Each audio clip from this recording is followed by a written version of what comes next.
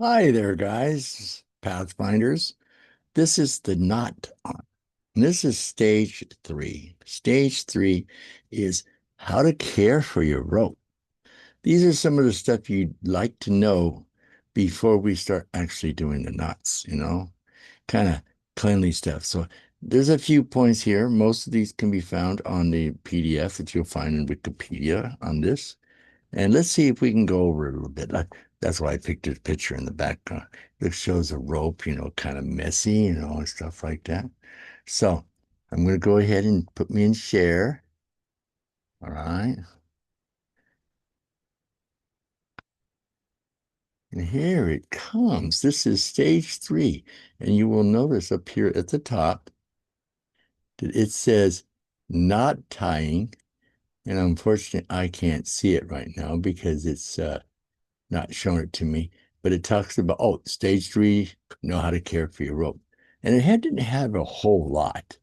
And I'm sure I could find more, but it's going to be more fun to get involved with those knots. We've already went through kind of some definitions on the last one that we're going to be using during the process of the knots. So let's see what this one says on stage three. It says, let's keep the rope clean. That's important, keeping the rope clean. It says shake off loose dirt. Before washing, shake out dust and debris from the rope by snapping it and running it through your hands. Use lukewarm water. Fill a tub or bucket with lukewarm water. Avoid hot water as it can weaken the synthetic fibers. Mild soap or rope cleaner. Use a mild soap like dish soap or rope specified cleanser. Harsh detergents can break down fibers over time. Hand wash or use a rope washer. Gently agitate the rope in the water. You can also use a rope brush or pur purpose-built rope washers to remove deep set dirt. Rinse thoroughly, rinse the rope multiple times with clean water to remove all soap and residue. It's almost kind of like washing your clothes, but you don't want to do too hot. You never know, like I hear some things shrink if it's too hot. And this one, it weakens it if you get, with some kind of fabrics like synthetics. So I think these are pretty simple rules and how to maintain or clean your your real rope. The next section they had was keeping the rope dry because you don't want the rope to mildew. Air dry in shade. Lay the rope out loosely in a shaded, well-ventilated area. Avoid direct sunlight as UV rays can degrade the fiber over time. Store properly. Keep the rope dry, away from moisture. Store them in a cool, dry place. Avoid prolonged UV exposures and direct sunlight. Make sure wet rope is dry before you coil it.